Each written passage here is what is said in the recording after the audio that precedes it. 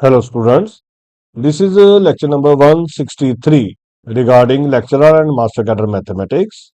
बेटे टॉपिक हमारा चल रहा है ordinary differential equations of higher order, उसका लेक्चर नंबर 5। देखो बेटे, प्रीवियस लेक्चर में हमने complementary function and particular integral निकालना सीखा है। आज उसी को कंटिन्यू करते हुए हमारे पास नेक्स्ट जो मेथड है उसका नाम होता है method of variation of parameter. Method of variation of parameter. तो बेटे जो method of variation of parameter होता है, एक तो उसकी लिमिटेशन है, वो सिर्फ क्वाड्रेटिक इक्वेशन के लिए होता है, मतलब डी स्क्वायर वाली इक्वेशन के लिए ही होगा, डी क्यूब डी फोर वाली टर्म्स के लिए नहीं होता है, सिर्फ क्वाड्रेटिक के लिए ही होता है, डी स्क्वायर के लिए ही होगा। सबसे पहले आपने उसका सी एफ निकालना है, और जो सी एफ होता है वो उसको आपने क्या मानना है, C1 Y1 and C2 Y2। फिर आपने W निकालना है, W को हम बोलते हैं रॉन्स्कियन, और जो रॉन्स्कियन होता है वो क्या होता है, एक डिटर्मिनेंट होता है, पहले y1 जहां पे y2, फिर उनके derivatives y1 dash and y2।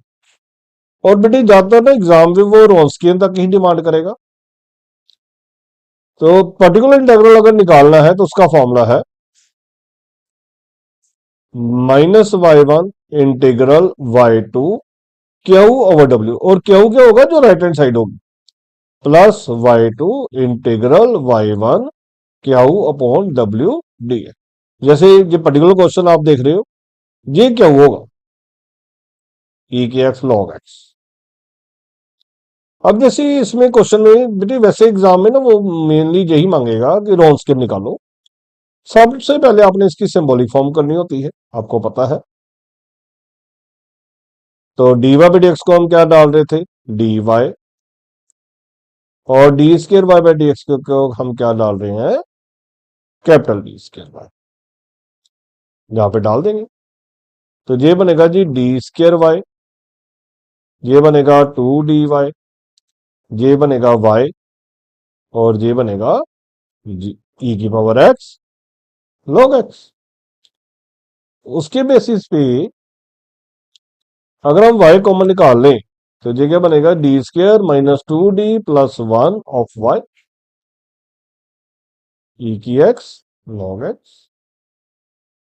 अगर हमने कॉम्प्लीमेंट्री फंक्शन निकालना है तो उसके लिए हम ऑक्सिलरी इक्वेशन लिखेंगे, वो क्या होती है, D square minus 2d plus 1 equal to 0। ये बाई चांस हमारा बन गया डी माइनस 1 का होल स्क्वायर इक्वल टू 0। तो डी की वैल्यू आ गई हमारी 1 and 1, both are same, both are same. तो सी एफ हम कैसे लिखते हैं, अगर दोनों सेम आए, तो हमने पढ़ा प्रीवियस लेक्चर में, इनको हम m1 कहेंगे, तो कैसे लिखेंगे, C1 प्लस C2x ई की पावर m1x। तो ये जो आया ना, C1 ई की एक्स C2 x ई की एक्स, ये हमारा फॉर्म आ जाएगी। इसको आपने बोल देना है C1 Y1 plus C2 Y,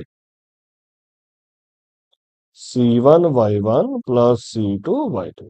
और जो रॉन्स्कियन होगा वो क्या है, y1 y2 y1 dash and y2 dash. अब हम y1 लिखेंगे, y1 हमारा क्या है, ई की एक्स, y2 लिखेंगे वो क्या है, x E x, y1 dash लिखेंगे वो क्या आएगा, ई की एक्स, y1 डैश मतलब डेरिवेटिव, एक्स ई एक्स का करेंगे तो पता तो लग जाएगा ना, X E X as it is plus E X into 1।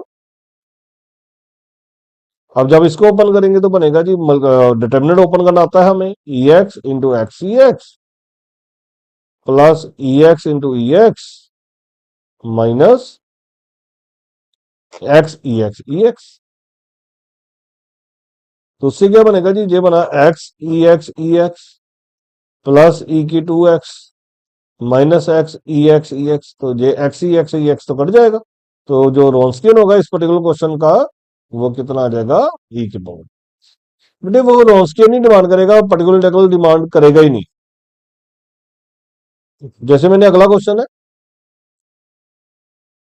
ये देखिए, इसको अगर हम सिंबॉलिक फॉर्म में करेंगे तो ये बनेगा जी D square minus 1 of y is equal to tan 2x। तो सी एफ निकालने के लिए हम ऑक्सिलरी इक्वेशन लिखते हैं, सी एफ मतलब कॉम्प्लीमेंट्री फंक्शन और ई मतलब ऑक्सिलरी इक्वेशन। उसके लिए हम डी स्केयर माइनस वन को जीरो करेंगे, तो D plus one D minus one is equal to zero. तो डी की वैल्यू एक आई बेटे माइनस वन एक वन, एक को हम एम वन बोल देंगे, एक को हम एम टू बोल देंगे। हमने पढ़ा जब सी एफ लिखना है तो वो क्या बनेगा, सी वन ई की power M one X plus C two E की पावर एम टू एक्स। और इसको आपने कंपेयर करना है C one Y one plus C two Y two से। तो वाई वन आपका हो गया ई की माइनस एक्स, वाई टू आपका हो गया ई की पावर एक्स। अब उसके बाद आपने डेरिवेटिव निकालना है। जब आप y1 का डेरिवेटिव निकालोगे तो वो आएगा minus E minus x, y2 का डेरिवेटिव निकालोगे तो वो आएगा ई की एक्स। और जो w है वो क्या है, y1 y2 y1 डैश और y2 डैश। y1 हमारा ई की माइनस एक्स है, y2 हमारा ई की पावर एक्स है, y1 डैश हमारा माइनस ई की एक्स है और y2 डैश हमारा ई की एक्स है। आपस में मल्टीप्लाई करेंगे तो ई माइनस एक्स इंटू ई एक्स वन आ जाएगा जी, ई X into minus E x plus one आ जाएगा जी। तो वन प्लस वन कितना आ जाएगा जी, टू। तो इसका आंसर टू होगा। है हमारे आंसर बेटे। कई बार ना रॉन्स्कियन चेंज भी हो जाते हैं, तो वो कई बार क्वेश्चन जो वो ऑब्जेक्शनेबल हो जाता है। अगर मैं इसको एम एम वन कह देता, इसको एम टू कह देता तो शायद आंसर कुछ डिफरेंट भी आ सकता था।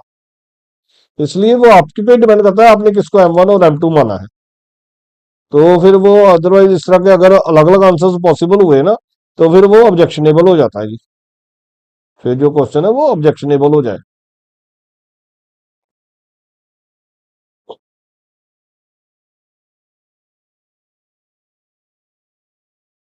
बेटे देखो, जो अभी हमने पढ़ा, जितना भी हमने इस टॉपिक के ऊपर पढ़ा सी एफ और पी आई वाला, उसमें मैंने स्पेशली बोला था कि जो मल्टीप्लायर है ना वो कॉन्स्टेंट्स होंगे। जैसे अभी आप पिछले पेज पे भी देखो, अगर हम पिछले पेज पे ही देखें, जितने मल्टीप्लायर है इसके साथ वन वन है, इसके साथ वन टू वन है, तो ये सारे कॉन्स्टेंट्स थे। अब ना इनके साथ मल्टीप्लायर में आएंगे, उसको बोलते हैं हम कोची होमोजीनियस। अब वेरिएबल कोएफिशिएंट आएंगे और पहली जो टाइप आएगी ना वो आएगी Cauchy's homogeneous linear differential equation. Cauchy's homogeneous linear differential equation. तो Cauchy's homogeneous linear differential equation जब होगी, उसमें क्या होगा, जो y होगा उसके साथ कोई कांस्टेंट ही होगा। जो D Y by D X होगा ना उसके साथ x लगाओ, बाकी कुछ एक्स्ट्रा है नहीं है वो बात की बात है, लेकिन D Y by D X के साथ x होगा। जो D square Y by D X square होगा ना उसके साथ एक्स स्केयर होगा। साथ में जो मर्जी हो सकता है, D cube Y by D X cube के साथ एक्स क्यूब होगा और साथ में मल्टीप्लाई जो मर्जी हो सकता है, एन माइनस थ्री लिख लेते। और जो सबसे पहला होगा हाईएस्ट वाला, वो मान लो D N Y by D X N है, तो उसके साथ एक एक्स की एन होगा और साथ में जो मर्जी मल्टीप्लायर हो सकता है, ए नॉट जो मर्जी हो सकता है। तो इस तरह से हमारी सीरीज चले। तो कहने का मतलब है डी वाई बाई एक्स के साथ आपको एक्स दिखेगा, डी स्क्वायर बाई एक्स के साथ आपको एक्स क्या दिखेगा, D cube Y by X के साथ आपको एक्स क्यूब दिखेगा, D N Y by X N के साथ आपको एक्स एन दिखेगा। और राइट साइड जो मर्जी हो सकती है, जो मर्जी, इसको क्या मान लेते हैं हम, क्या ही लिख लेते हैं। उसके लिए स्टैंडर्ड सब्स्टिट्यूशन है। आपने पुट करना है एक्स को ई की जेड, लॉग एक्स को जेड, एक्स डी को theta, X square D square को theta into theta minus one, X cube D cube को theta theta minus one theta minus two. ये सब्स्टिट्यूशन करनी है, इस तरह से बढ़ते जाना है। जैसे अभी हम नेक्स्ट क्वेश्चन करें,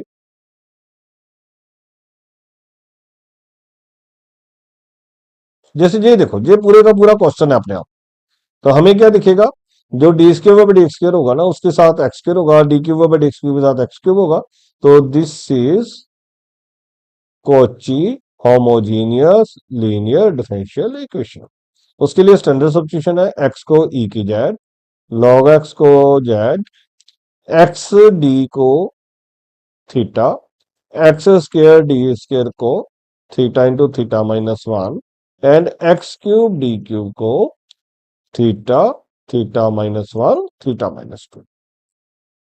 अब ये देखो, ये बना ना थीटा, थीटा -1, थीटा -2, ये बना 2 थीटा, थीटा -1, ये 2 बाहर आ जाएगा। ओवरऑल वाई बाहर निकाल देंगे, ये 10, और एक्स की वैल्यू डाल देंगे ई की जेड +1/e की जेड। अब इसको अगर ओपन करेंगे ना तो ये बनेगा बेटे theta cube 3 theta square +2 theta +2 theta square -2 theta +2 of Y. और ये जो बनेगा ना वो बनेगा 10e की जेड +10e की-जेड। 2 थीटा से 2 थीटा कट जाएगा जी, तो ये बनेगा theta cube -theta square +2 of Y, और ये बन गया 10e की जेड +10e की-जेड। अब हमें इसका कॉम्प्लीमेंट्री फंक्शन निकालना पड़ेगा, उसके लिए ऑक्सिलरी क्वेश्चन आएगी। बेटे एक बार पेपर में ना सिर्फ इतना ही डिमांड किया हुआ है कि सब्स्टिट्यूशन करने के बाद क्या बनेगा। वो ऐसे ही कोई इन बिटवीन छोटा सा ही क्वेश्चन पूछेगा, बहुत बड़ा तो नहीं पूछेगा। लेकिन अगर हमने इसको सोल्व करना हो तो कहते कहते हैं ऑक्सिलरी क्वेश्चन लिखते हैं, थीटा क्यूब -थीटा स्क्वायर +2 = 0। अब ये क्यूबिक क्वेश्चन है, पहले हम 1 डालेंगे तो 1 - 1 +2, वो 2 आ रहा है, 0 नहीं आ रहा। फिर -1 डालेंगे तो -1 -1 +2, तो वो 0 आ रहा है, तो -1 रूट हो गया। और क्यूबिक क्वेश्चन को सोल्व करने के लिए हम क्या लिखते हैं, जहां पे थीटा क्यूब, जहां पे थीटा स्क्वायर, जहां पे थीटा, जहां पे कांस्टेंट। थीटा क्यूब का कोएफिशिएंट 1 है, थीटा स्क्वायर का -1 है, थीटा है नहीं, और कांस्टेंट 2 है। -1 हमने डिसाइड किया है, 1 मल्टीप्लाई करके, इनको मल्टीप्लाई करके जहां पे लिखते हैं ऐड, इनको मल्टीप्लाई करके हम जहां पे लिखते हैं ऐड, इनको मल्टीप्लाई करके हम इधर लिखते हैं, तो ये 0 हो जाता है। और हमारे पास इक्वेशन आ जाएगी थीटा स्क्वायर, इसके साथ थीटा स्क्वायर लगाते हैं, इसके साथ थीटा लगाते हैं, इसके लिए साथ कांस्टेंट लगाते हैं। तो थीटा स्क्वायर -2 थीटा +2 = 0 हो जाएगा। तो थीटा क्या बनेगा, 2 ± b² -4ac/2। तो ये -4 हो जाएगा, इसको 2 + -2i/2 लिखेंगे, तो ये बनेगा 1 ± i। अब हमारे पास जो थीटे के रूट्स आए वो आ गए, एक तो -1 आ गया, एक हमारे पास आ गया 1 ± i। इस पे अल्फा बीटा वाला कंसेप्ट लग जाएगा ना, अल्फा 1 हो गया, बीटा भी 1 हो गया। तो CF हम कैसे लिखते थे, e⁻m1x, बेटे जहां जहां x था ना, अब वहां वहां z यूज करना है। e की अल्फा जेड, सी जहां पे C1 लगना साथ में, C2 cos beta Z +C3 sin beta Z. Rule सारे पुराने लेक्चर वाले लगने हैं, प्रीवियस लेक्चर वाले लगने हैं, बस जहां जहां एक्स है ना वहां पे आप जेड कर देना। अब पीआई निकालना है, पीआई के लिए हम क्या करते थे, 1/θ³ -θ² +2, और साथ में जो राइट साइड हमारी क्या है, 10e z +10e⁻z। अब इसके लिए अलग अलग करेंगे तो 1/θ³ -θ² +2 ऑफ 10e z लिख लेंगे, और ये 1/θ³ -θ² +2 10e−z लिख लेंगे। अब जो ई वाला रूल लगेगा तो थीटे की वैल्यू कितनी हो जाएगी, 1।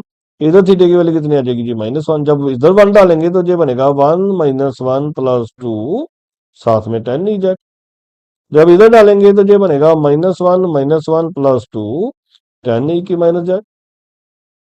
तो इधर तो बेटे आ गया हमारा, अगर हम इसको देखें ध्यान से, तो ये हमारा आ गया 1/2 10e⁻z, लेकिन इसका 0 आ गया।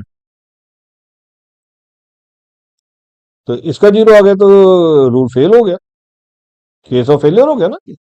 तो रूल फेल में हमने क्या पढ़ा था, इसको तो कुछ नहीं करेंगे अब, ये तो 1/2 10e⁻z एज इट इज रहेगा। इसका क्या करेंगे, बाहर जेड लगाएंगे, और इस पार्ट का हम डेरिवेटिव लिखेंगे। क्या बनेगा जी, 3θ² -2θ, और साथ में 10e⁻z। सेम, बिल्कुल सेम जो पिछले लेक्चर में हमने सीखा।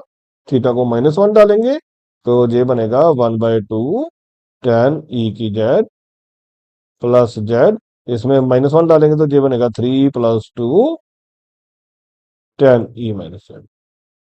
तो ये बनाया 5e⁻z, और ये बन गया 2 ZE⁻z। और जो कंप्लीट सोल्यूशन होगा, जो इसका कंप्लीट सोल्यूशन होगा,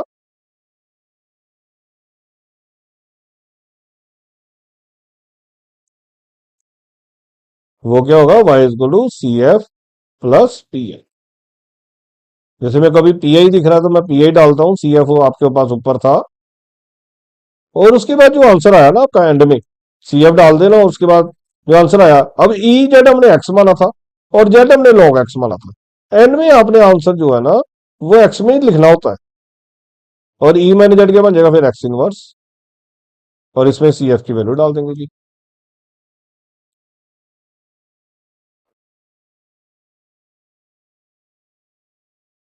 अब अगला जो टॉपिक है वो है लेजेंड्रेज लीनियर इक्वेशन। क्या है? Legendre's linear equation. ये भी बिल्कुल कोची जैसा ही है, बस इसमें D Y by D X के साथ ना ब्रैकेट लगी होगी, इसमें D Y by D X के साथ ब्रैकेट लगी होगी। अगर D Y by D X होगा तो एक power, D N Y by D X है ना तो ब्रैकेट की पावर है, बिल्कुल सेम चले। इसको बोलते हैं लेजेंड्रेज लीनियर इक्वेशन। उस केस में बेटे हम क्या करेंगे, ए प्लस बी एक्स को ई की जेड डालेंगे, log A plus B X को जेड डालेंगे, A plus B X D को बी थीटा डालेंगे। बी क्या है? जो एक्स का ऑप्शन होगा।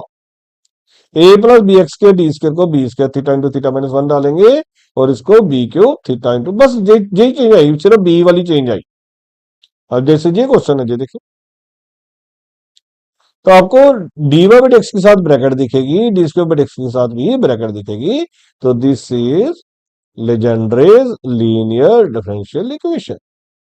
कई बार बेटे वो इक्वेशन देखे ना, यही पूछ लेता है ये कौन सी टाइप है, तो नीचे चार ऑप्शन दे देगा, कॉची होमोजीनियस है, बर्नौलीज है, लीनियर है, या लेजेंडरी लीनियर है।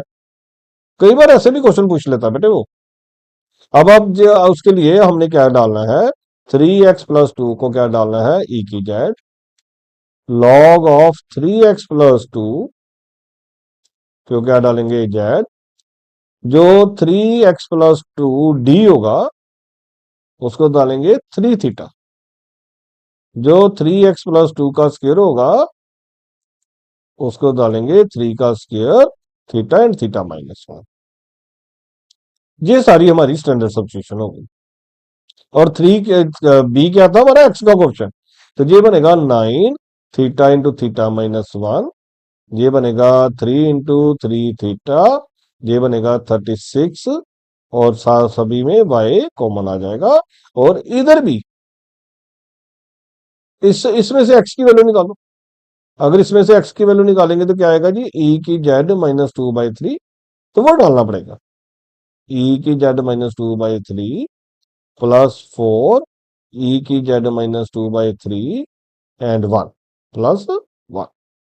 तो ये बना 9 theta square -9 theta +9 theta -36 of y, और इधर बनेगा ई जेड -2 +4/3 ई जेड -8/3 +1।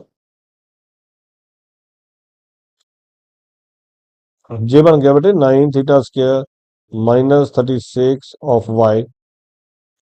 ये अगर हम इधर ऐड करेंगे तो ये बना 7/3 जेड, और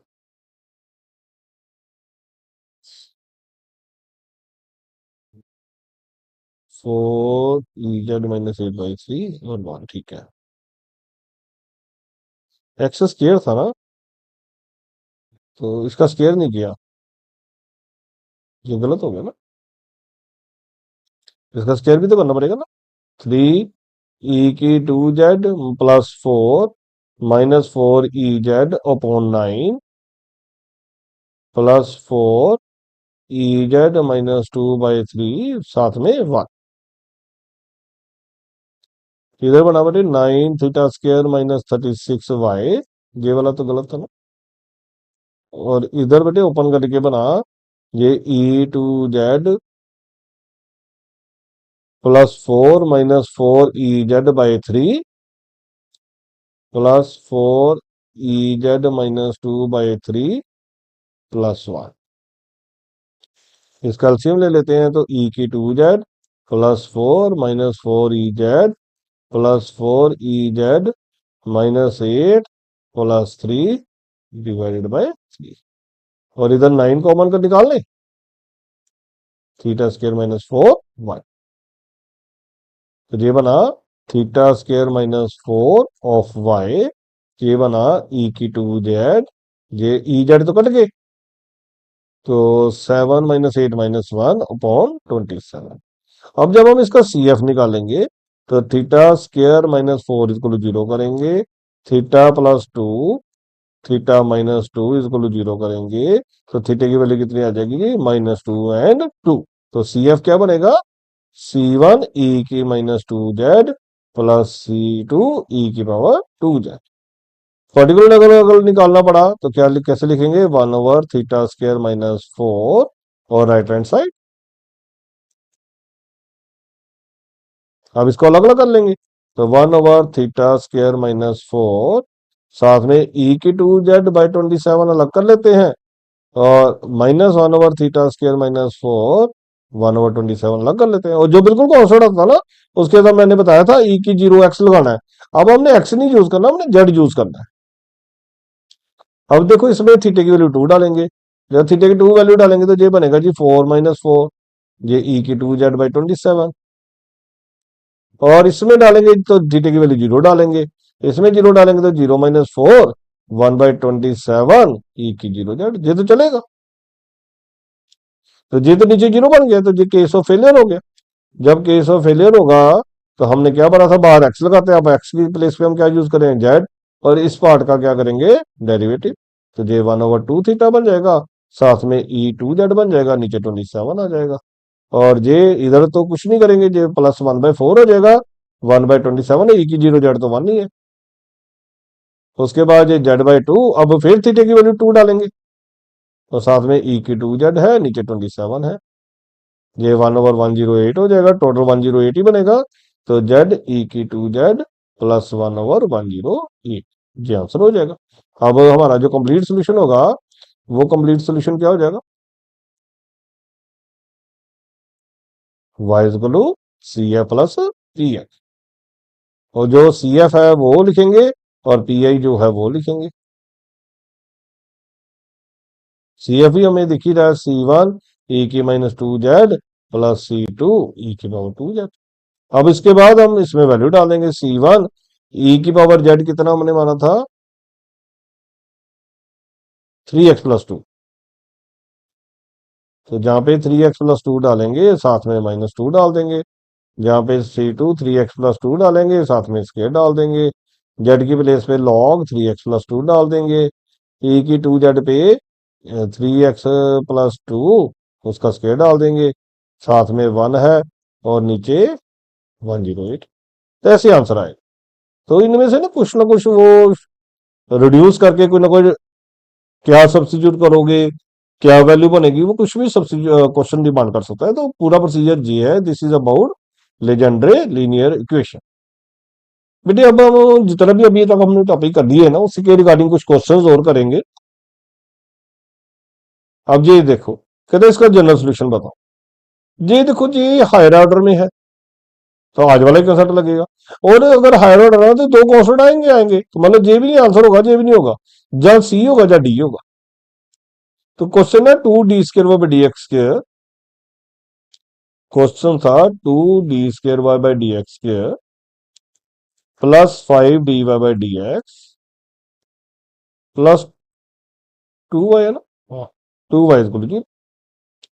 देखो अगर हम इसकी ये देखो, अगर राइट साइड 0 है ना तो पर्टिकुलर डायगोनल तो 0 ही होता है, पर्टिकुलर डायगोनल निकालना ही नहीं पड़ता, तो सिर्फ CF निकालना है।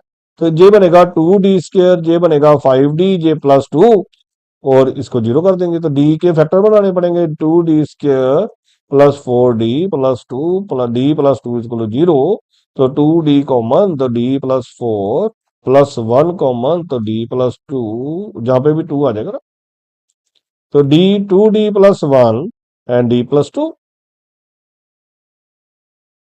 तो d की वैल्यू कितनी आ जाएगी जी, -1/2 एंड -2, दो वैल्यूज आ गई ना, तो क्या CF लिखेंगे, C1 e⁻−1/2x plus C two E की पावर माइनस टी एक्स। बेटे मैंने बताया आप इसको m1 कह सकते हो, इसको m2 कह सकते हो, वो आपकी मर्जी है।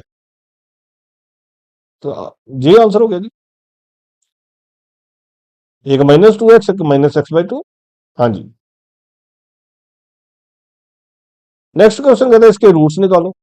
तो देखो D cube minus three D square plus two D को हम जीरो करेंगे, डी को मन आएगा जी, D square minus three D plus two को जीरो करेंगे, इसके भी फैक्टर बन जाएंगे डी माइनस वन और डी माइनस टू, तो जीरो वन टू आ जाएगा जी। तो डी की जो वैल्यूज आएंगी वो जीरो वन टू ही आ जाएंगी, सी आंसर आ गया जी। अब देखो उसने ना तीन रूट्स दे दिए हैं, कहता है इसकी क्वेश्चन बनाओ। तो जो क्वेश्चन होगी उसके में क्या, हम जब रूट्स दे रखे हो तो क्वेश्चन कैसे बनाते हैं, पहले D minus zero, D plus one, फिर डी प्लस वन, तो साथ में वाई लगा देते हैं इक्वल टू जीरो, बस ये आंसर होगा। ये डी, ये बन गया D square plus D plus one of Y equal to zero, तो ये बन जाएगा जी D cube plus two D square plus D of Y equal to zero. जब भी आपको रूट्स दे रखे हो ना तो आपने ऐसे लिखना है D minus M one, D minus M two, D minus M three, ये याद रख लेना जितने भी होंगे। तो C is the correct answer. हम कहते हैं इसका कॉम्प्लीमेंट्री फंक्शन निकालो। तो ये देखो D four minus A four है, इसके फैक्टर बनेंगे ना, डी स्क्र का स्क्र माइनस ए स्क्र का स्क्र लिख सकते हैं। तो इसके फैक्टर बनेंगे A minus B and A plus B. अब इसके फर्दर फैक्टर बनेंगे D plus A D minus A, और D square plus A square equal to zero. अब इसमें से क्या आएगा, डी की वैल्यू एक आएगी माइनस ए, एक आएगी ए, एक आएगी प्लस माइनस आटा ए। तो इसके लिए सी वन ई की power minus E X, C two E की पावर ई एक्स, और इसमें अल्फा बीटा वाला लगेगा, अल्फा जीरो हो गया और बीटा ए हो गया। क्या रूल होता है, ई की अल्फा एक्स सी वन, जब सी थ्री दो यूज कर लिया ना हमने, C one cos beta X plus C four sine beta X, तो जी आंसर होगा जी। C three cos A X, C four sine X तो इसमें है, इसमें तो है नहीं, और एक ए और एक माइनस ए, तो ये देखो बेटे उसने पहले ए लिख दिया बाद में माइनस ए लिख दिया, तो दोनों चलेंगे, तो B is the correct option. बेटे प्रीवियस लेक्चर में मैंने एक आपको रूल बताया, one over D minus A of Q आए ना, तो उसको लिखते हैं ई की power A X integral Q E की minus E X D X. तो अब ये क्वेश्चन अगर डी प्लस ए में आ गया तो क्या फर्क है, जहां पे प्लस है वहां पे माइनस कर दो, और जहां पे माइनस है वहां पे प्लस कर दो। तो ये भी एक रूल लिख लेना बच्चे। तो ये आंसर आएगा ई की माइनस ए एक्स क्यू ई की power A x, D answer हो गया फिर। ओके जी। अब कहते हैं इसकी वैल्यू निकालो। देखो राइट साइड कॉज ए एक्स है, तो कॉज ए एक्स के लिए हमने क्या रूल पढ़ा था, डी स्क्वायर को क्या डालेंगे माइनस ए स्क्वायर। तो जब डी स्क्वायर को माइनस ए स्क्वायर डालेंगे तो माइनस ए स्क्वायर प्लस ए स्क्वायर कॉज ए एक्स हो जाएगा, तो वो तो फेलियर केस हो गया। अगर फेलियर केस है तो बाहर हमने एक्स लगाना था, और इस पार्ट का हमने क्या कर देना था डेरिवेटिव। और अगर बेटे कभी डिनोमिनेटर में अकेला डी बचे ना, तो हम राइट साइड की इंटीग्रेशन कर देते हैं। तो X by to cause A x की इंटीग्रेशन क्या होगी, साइन ए एक्स, और जो एक्स्ट्रा होगा वो नीचे आएगा, तो X by two A sine A X, जी आंसर आ जाएगा जी। आगे बेटे अभी आज हमने रोन्सकियन पढ़ा। अगर दो एलिमेंट्स होंगे तो रोन्सकियन बताया अभी आपको, अगर ज्यादा होंगे तो रोन्सकियन हमने कैसे निकालना, अगर ज्यादा टर्म्स है ना तो रोन्सकियन निकालना पड़ेगा। तो Y one Y two Y three, Y one dash Y two dash Y three dash, फिर उनका double dash, Y one double dash Y two double dash Y three double dash. और अगर रोन्सकियन जीरो आ जाता है तो फंक्शंस डिपेंडेंट होते हैं, और अगर रोन्सकियन नॉन जीरो आ जाता है तो फंक्शंस इंडिपेंडेंट होते हैं। मतलब अगर W की वैल्यू जीरो नहीं है तो इंडिपेंडेंट है, अगर W की वैल्यू जीरो है तो डिपेंडेंट है। अब जैसे ये क्वेश्चन इसी पे बेस्ड है, कहता चेक करो ये डिपेंडेंट है कि इंडिपेंडेंट है, तो आपने इसको y1 और इसको y2 कह देना है। तो w निकालो, साइन एक्स कॉज एक्स, और इसका डेरिवेटिव निकालो, cos X and minus sine. अब ये सॉल्व करके क्या आएगा जी, minus sine square X minus cos square X, minus वाला आ गया ना, माइनस कॉमन निकालने के बाद sine square plus cos square 1 हो जाएगा, तो जीरो नहीं आया, तो ये इंडिपेंडेंट है, ये इंडिपेंडेंट है। अब कहता है इसका पर्टिकुलर इंटीग्रल निकालो। पर्टिकुलर इंटीग्रल निकालने के लिए हम क्या करते हैं, 1/d² माइनस 5d प्लस 6, बेटे ये ब्रैकेट ना जहां पे होगी, फिर यहाँ पे नहीं होगी, साथ में e की 2x। अब d की वैल्यू 2 डालो, तो 2 डालेंगे तो बनेगा j4 j10 j6। ये देखो जीरो आ गया ना, फेलियर हो गया। फेलियर में हम क्या करेंगे, बाहर x लगाएंगे और इसका डेरिवेटिव करेंगे, तो 2d माइनस 5, फिर d की वैल्यू 2 डालेंगे, क्या बनेगा, x 1 4 माइनस 5 माइनस 1, तो माइनस एक्स ई की 2x आंसर आ जाएगा जी, बी आंसर आ जाएगा। अब जी है, ये साइन आ गया, तो डी स्क्वायर को क्या डालेंगे, -1 का स्क्वायर, सिर्फ डी स्क्वायर को डालना होता है, डी को नहीं डालते। तो ये -1 plus D plus 1 of sine X, तो ये बच गया बेटे 1/d साइन एक्स। अभी मैंने बताया अगर डिनोमिनेटर में डी बच जाए तो इंडिक्शन कर देनी होती है राइट साइड की, तो डी की इसकी इंडिक्शन करेंगे तो माइनस कॉस एक्स आ जाएगा जी, तो डी आंसर हो जाएगा।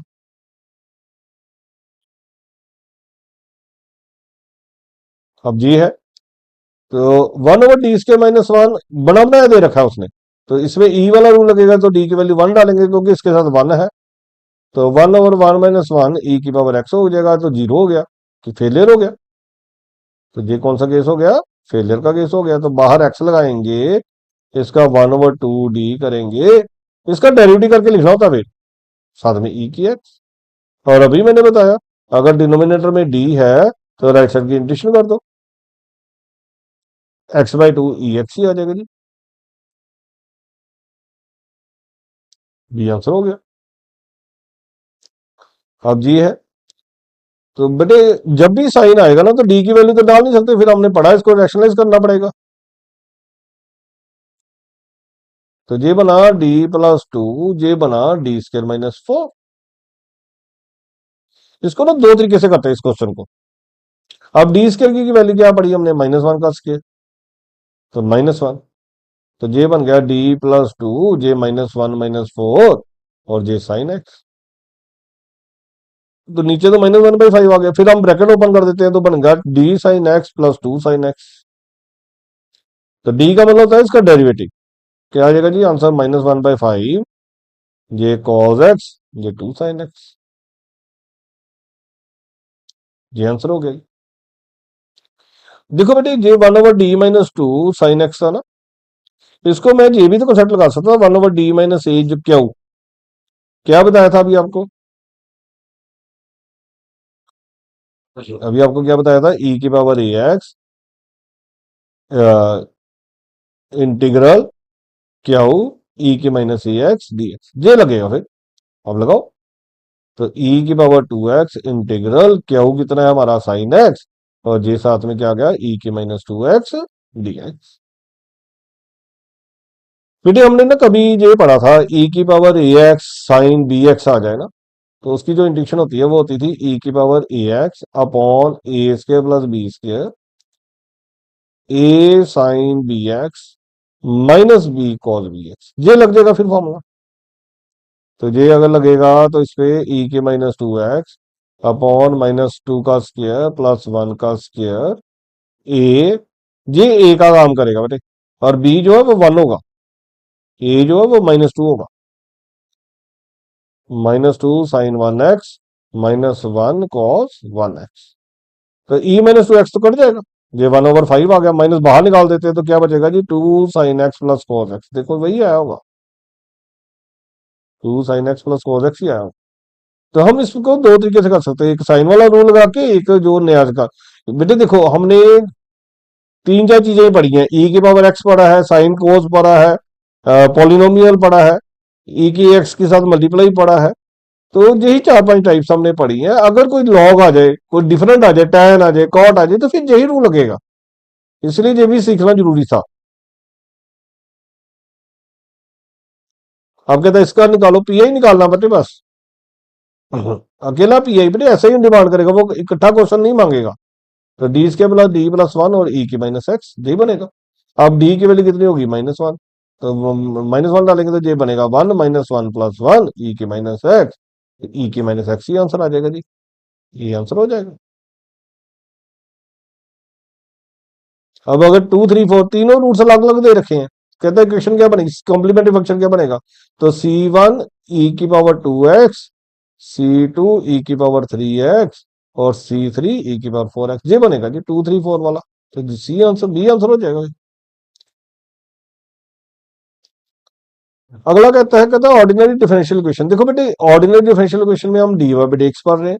तो जो एक्स होता है ना, उसको हम इंडिपेंडेंट वेरिएबल बोलते हैं, और जो वाई होते हैं ना, उनको हम डिपेंडेंट वेरिएबल बोलते हैं। और ऑर्डिनरी डिफरेंशियल इक्वेशन में एक ही इंडिपेंडेंट वेरिएबल होता है, ओनली वन इंडिपेंडेंट वेरिएबल। अब जी देखो, ये तीन वाला रॉन्स्कियन आ गया, मैंने अभी बताया रॉन्स्कियन फिर निकालना है। तो कैसे निकालना है, y1 y2 y3, y1 का डैश, y2 का डैश, y3 का डैश, y1 का डबल डैश, y2 का डबल डैश एंड y3 का डबल डैश। अब ये कंसेप्ट लगाओ, y1 कितना है x, y2 कितना है x², y3 कितना है x³। इसका डेरिवेटिव करोगे 1, ये 2x, ये 3x²। इसका डेरिवेटिव करेंगे फिर 0, इसका 2, इसका 6x। अब डिटर्मिनेंट की जैसे ओपन कर दो, x ये बना जी 12x² minus 6x² minus x², इसका बना 6x - 0 प्लस x³, इसका बना जी 2 - 0। तो ये बन गया बेटे सॉल्व करके 12x², 6x³, ये भी बन गया -6x³, ये बन गया जी 2x³। तो आंसर 2x³ आ गया जी, 2x³ है।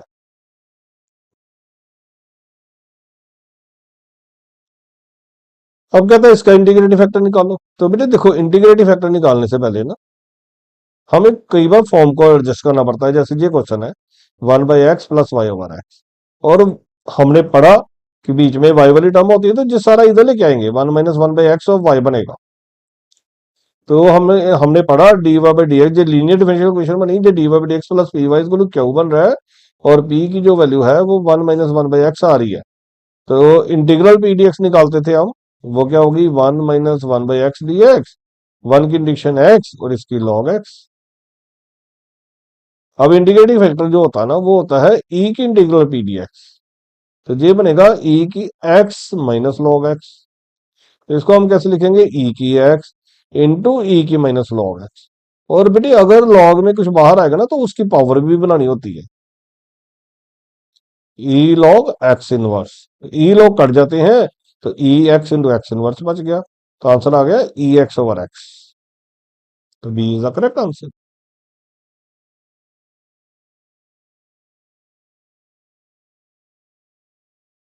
हम कहते हैं इसका पीआई निकालो। ये बनेगा बेटे 4d² प्लस 4d - 3 साथ में ई की 2x। तो डी की वैल्यू तो सीधी 2 डालेंगे, ये बनेगा 16, ये बनेगा 8, ये -3, 21 आ रहा है जी। सी आंसर आ गया। आगे कहता है order of differential equation of all circles of radius A. देखो बेटे, रेडियस दे रखा है, हमें उसका सेंटर भी तो चाहिए होता है ना सर्कल के लिए। सेंटर हम मानते थे एच के, रेडियस उसने दे रखा है ए। तो जो इक्वेशन होगी उसमें क्या होगा, x - h का स्क्वायर, y - k का स्क्वायर इज इक्वल टू ए का स्क्वायर। तो हमने कितने कॉन्स्टेंट सपोज किए खुद से, दो माने ना, एच और के। इसमें इसका ऑर्डर 2 होगा। जो क्वेश्चन में कॉन्स्टेंट दिया होता है ना, उसको हम आर्बिट्रेरी नहीं देते, वो फिक्स कॉन्स्टेंट है। आर्बिट्रेरी कांस्टेंट जो है वो एच की है, और जितने आर्बिट्रेरी कांस्टेंट होंगे ना, उतना ऑर्डर होता है। ये फिक्स कांस्टेंट है, फिक्स कांस्टेंट को नहीं देखते हम। तो इसका ऑर्डर फिर 2 होगा।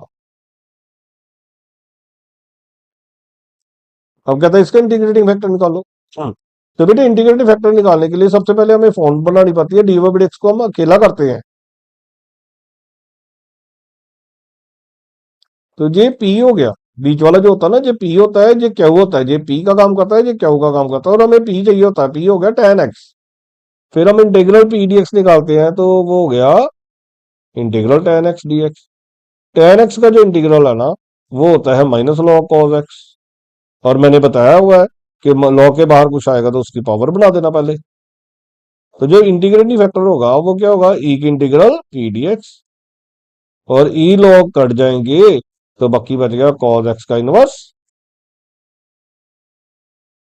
और जो cos एक्स का इनवर्स बचेगा वो हो गया 1/cos एक्स, और 1/cos एक्स क्या होता है, सीकेंड एक्स। जिसका आंसर आएगा वो सी आ जाएगा जी।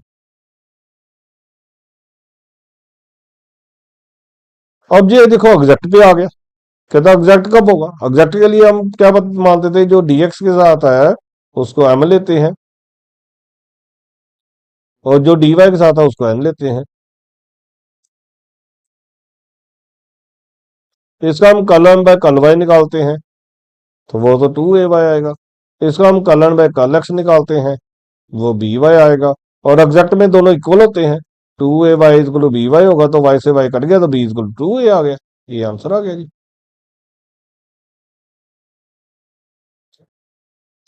अब देखो बेटे ये कहता है an integrating factor to make differential equation exact. बेटे जो इंटीग्रेटिंग फैक्टर होता है ना, उसका मतलब ये होता है कि अगर हम इस इक्वेशन को मल्टीप्लाई करें तो वो एग्जैक्ट बन जाए। तो अब देखो ये टर्न जी ना आंसर से ही करना, पहले -1/x² से मल्टीप्लाई करेंगे तो ये बनेगा -1/x² X D Y plus y/x² dx is equal to 0। तो जो dx के साथ होता है ना उसको m कहते हैं, तो m हो गया हमारा y/x², और n हो गया हमारा -1/x। अब इसका कल y निकालोगे तो कितना आएगा, 1/x²। इसका कल x निकालो तो वो भी कितना आएगा, 1/x²। मैच कर गया ना, तो यही आंसर होगा। कई बार बेटे क्वेश्चन ना ये वाला इस तरह का क्वेश्चन भी गलत आ जाता है, हो सकता है कोई किसी और से मल्टीप्लाई करके भी ऑप्शन बन जाए। तो मतलब ये तो है, हो सकता है इससे मल्टीप्लाई करके भी एग्जैक्ट बन जाए, इससे करके भी, अदरवाइज आप चेक कर सकते हैं। तो फिर ये इस तरह का क्वेश्चन भी ऑब्जेक्शनेबल पे चला जाता है। आपने बस टर्न बाय टर्न मल्टीप्लाई करके देखना, जहां पे आपका एग्जैक्ट की कंडीशन सेटिस्फाई होगी वही आंसर होगा, आप उसी को टिक कर देना। ऑब्जेक्शनेबल होगा तो वो बात की बात है। अब कहते हैं इसका ऑर्डर एंड डिग्री निकालो। देखो बेटे ऑर्डर एंड डिग्री के लिए हमने पढ़ा कि जो फ्रैक्शनल पावर्स नहीं होनी चाहिए, तो जो फ्रैक्शनल पावर है ना पहले इसको इधर भेजेंगे, फिर इसकी स्केयरिंग करेंगे, फिर इसकी स्केयरिंग कर देंगे तो ये अनरूट हट जाएगा। सबसे पहले हमने फ्रैक्शनल पावर खत्म करनी होती है। अब देखो जी हाईएस्ट हाईएस्ट ऑर्डर डेरिवेटिव कितना है, 2, तो ऑर्डर इसका 2 हो गया, और पावर भी उसकी कितनी है, 2, तो डिग्री भी इसका 2 हो गया, तो 2,2 आंसर हो जाएगा जी। We have to see the highest derivative and its power.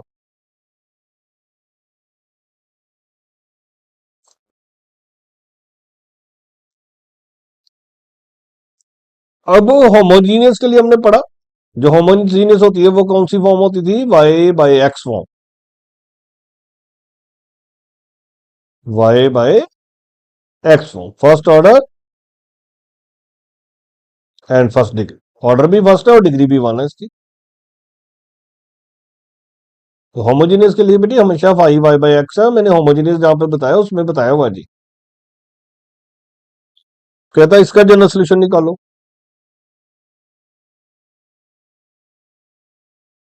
अब कहता है इसका जनरल सोल्यूशन निकालो। अगर हमने इसका जनरल सोल्यूशन निकालना तो ये पी वाली फॉर्म ही बन रही है, पी हमारा 2x है, क्यू हमारा 2e⁻x² है। अब इंटीग्रल पी डी एक्स निकालेंगे तो ये 2x dx होगा, तो ये 2x² बाई 2 हो गया, तो मतलब x² हो गया। इंटीग्रेटिव फैक्टर हमारा ई की इंटीग्रल पी डी एक्स होता है, ये ई की पावर x² हो गया।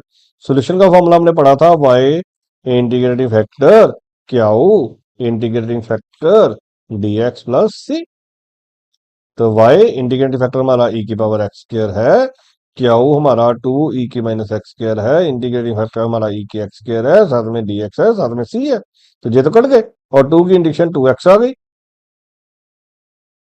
देखो आंसर है y e x के इक्वल 2x प्लस सी, तो 2x प्लस सी, जे ई इधर जाएगा माइनस का हो जाएगा, तो यही आंसर हो गया फिर। अब ये इसका फिर इंटीग्रेटिव फैक्टर निकालना है। पहले हमेशा डिवाइडेड को अकेला करना होता है बेटे।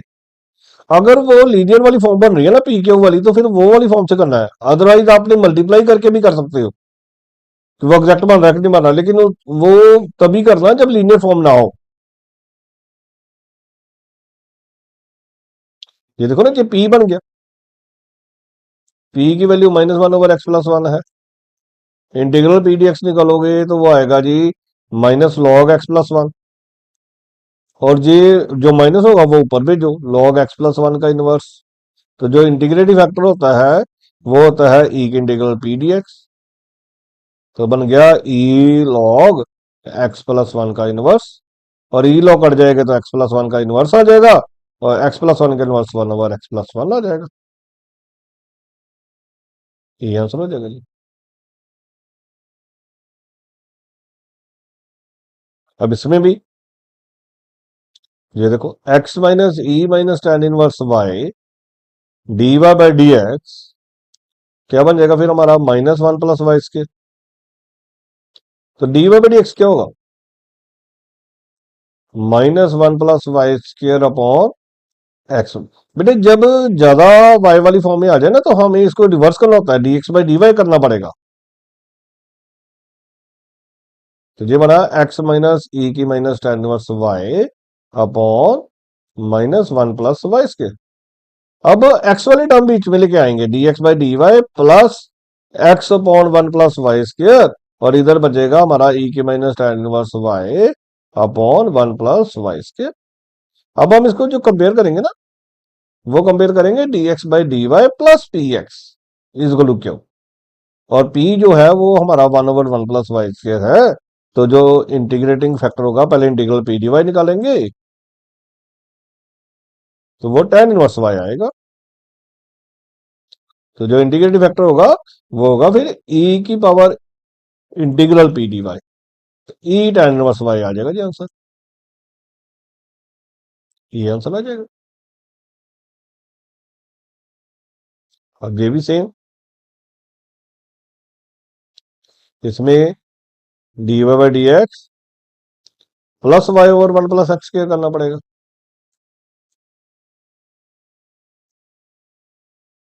इसमें जो p होगा वो होगा 1/1 + x²। तो इंटीग्रल पी डी एक्स करेंगे तो वो tan इनवर्स x आ जाएगा, तो e की पावर tan इनवर्स x आ जाएगा इंटीग्रेटिव फैक्टर। तो e की पावर tan इनवर्स x आ जाएगा, तो बी आंसर हो जाएगा फिर इसका। अब ये देखो, अब ये वो वाली फॉर्म नहीं है ना, तो इसमें मल्टीप्लाई लगा के देखना पड़ेगा। पहले हम x से मल्टीप्लाई करेंगे तो ये बना 2x/dx प्लस x के dy। तो m होता है 2xy, जो dx के साथ होता है वो m, जो dy के साथ होता है वो n। m का हमने डेरिवेटिव निकालना है y के साथ, तो वो आया 2x। n का डेरिवेटिव निकालना है x के साथ, तो वो भी 2x। तो ये एग्जैक्ट बन गया ना, बन गया बन गया बन गया, ये आंसर हो गया। बाकी चेक करने की जरूरत ही नहीं है। अब इसमें भी ये वाला हमने कर लिया डिस्कस ना, 2y/dx। अब ये क्वेश्चन कहता है लीनियर कौन सी है। बेटे लीनियर में हमने पढ़ा, लीनियर होने के लिए एक तो डिग्री 1 होनी चाहिए, और सेकेंडली मल्टीप्लायर नहीं होनी चाहिए, डिपेंडेंट वेरिएबल के मल्टीप्लायर नहीं होने चाहिए। तो डिपेंडेंट मल्टीप्लायर ये देखो, जो डिपेंडेंट वेरिएबल y होता है वो साइन के साथ आ गया तो ये नहीं होगी। डिपेंडेंट वेरिएबल जे dy/dx के साथ y मल्टीप्लाई है तो ये भी नहीं होगा। जे y² आ गया तो ये भी नहीं होगा। सिर्फ यही अलाउड है बेटे, इंडिपेंडेंट वेरिएबल मल्टीप्लाई में हो सकते हैं, डिपेंडेंट वेरिएबल मल्टीप्लाई में नहीं होने चाहिए, और डिपेंडेंट वेरिएबल किसी फंक्शन के साथ भी नहीं होने चाहिए। तो B is the correct answer. अगला क्वेश्चन है बेटे, ये पेपर में भी आया हुआ है, ये आपके लेक्चरर कैडर के पेपर में सेम क्वेश्चन आया हुआ है। कहता है number of arbitrary constant in singular solution. बेटे सिंगुलर सॉल्यूशन की मैंने डेफिनेशन बताई थी। सिंगुलर सॉल्यूशन जो है ना, वो जनरल सॉल्यूशन से मैच नहीं करता, जब वो जनरल सॉल्यूशन से बनाया ही नहीं जा सकता। और जनरल सोल्यूशन में उतने कांस्टेंट होते हैं जितनी डिग्री होती है। अगर जनरल सोल्यूशन से बनाया ही नहीं जा सकता तो हम जनरल सोल्यूशन पे डिपेंड ही नहीं है। तो जन जो सिंगुलर सोल्यूशन होता है उसमें कोई भी कांस्टेंट नहीं होता है, उसमें कोई भी कांस्टेंट नहीं होता है, तो जीरो आंसर आएगा जी।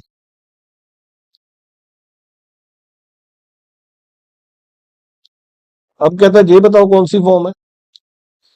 तो देखो इसमें dy by dx करेंगे तो y वाली अलग नहीं हो सकती, जो वेरिएबल सेपरेबल तो नहीं है, ये होमोजीनियस भी नहीं है, डिविजिबल टू होमोजीनियस भी नहीं होगी, जो एग्जैक्ट होगी वैसे चेक करें।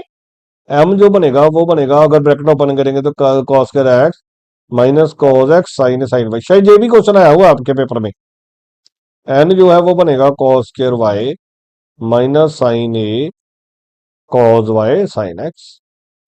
अब इसका कॉलम बाय कॉलम वाई निकालेंगे तो जे जीरो आएगा, जे माइनस कॉस एक्स आएगा, जे साइन ए आएगा, जे कॉस वाई आएगा। इसका कलन बाय कल एक्स निकालेंगे तो जी जीरो आएगा, जे साइन ए आएगा, जे कॉस वाई आएगा और कॉस एक्स आएगा, तो सेम आ रहे हैं ना, तो जो एग्जैक्ट ही है, तो सी आंसर होगा।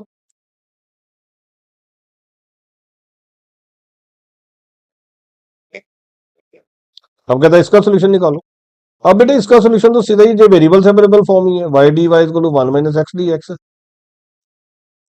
इंडिक्शन करेंगे तो y की इंडिक्शन तो वाई स्क्र बाई टू हो गई, वन की इंडिक्शन x होगी और इसकी एक्स स्क्र बाई टू होगी, साथ में c हो गया। अगर हम इसको एक साइड पे लेके जाएं तो X square by two plus Y square by two minus X equal C हो गया। तो ये बन गया जी X square plus Y square minus two X minus two C equal zero. तो ये सर्कल नहीं हो गया, ये तो पक्की बात है सर्कल है। सर्कल का सेंटर भी निकालो। सेंटर कहते निकालते थे minus coefficient of X minus half coefficient of X and minus half coefficient of Y, तो वन कोमा जीरो आ रहा है। तो family of circle with centre at one comma zero.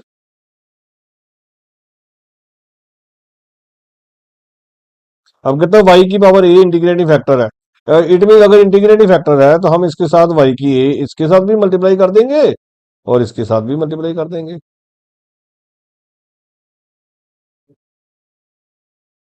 अब एम हमारा कितना बन जाएगा, बन गया two X Y A plus one.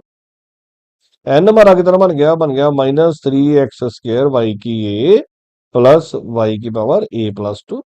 हम कॉलम में कल वाई निकालेंगे, कॉलम में कल वाई निकालेंगे तो बनेगा जी टू ए प्लस वन बाहर आ जाएगा, एक्स वाई की पावर ए, और कल एंड बाय कल एक्स निकालेंगे, कल एंड बाय कल एक्स निकालेंगे तो बनेगा माइनस सिक्स एक्स वाई ए, ये तो जीरो हो जाएगा। अब अगर एग्जैक्ट है, इंटीग्रेटिंग फैक्टर है तो इंटीग्रेटिंग फैक्टर की डेफिनेशन यही होती है ना, वो एग्जैक्ट बन जाता है। तो हम इसको इक्वल कर देंगे, two A plus one X Y की पावर ए, ये minus six X Y A, X Y A cut जाएंगे तो ये बना two A plus two equal two minus six, two A बन गया माइनस एट, तो ए की वैल्यू आ गई जी माइनस फोर, है आंसर भी।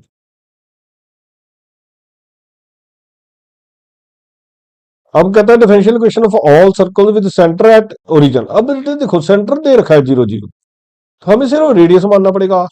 फिर हम इक्वेशन लिख सकते हैं, क्या होती थी एक्स माइनस जीरो का square plus Y minus zero का स्क्वायर इक्वल आर स्क्वायर। तो देखो बेटे जितनी आर्बिट्रेरी कांस्टेंट होगी ना उतनी डिफरेंशिएशन करनी होती है। अब इसमें एक ही डिफरेंशिएशन करनी पड़ेगी, तो वो क्या होगी टू एक्स, और जिसकी क्या होगी two Y D Y by D X, इसकी जीरो। तो कॉमन निकाल दें तो क्या बनेगा जी X D X plus Y D Y equal zero. ये आंसर हो गया, सी आंसर हो गया जी।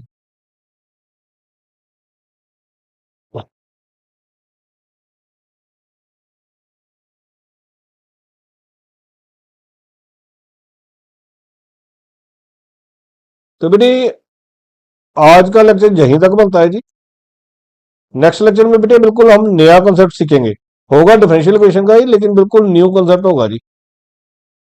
That may be the last exercise, last lecture होगा उसका डिफरेंशियल इक्वेशन का। उसके बाद पीवाई क्या यूज करेंगे, फिर हमारा कोई नया चैप्टर शुरू होगा। तो मतलब ज्यादा से ज्यादा दो वीडियोस बनेंगी जी अब। ओके जी, बने रहें, थैंक यू।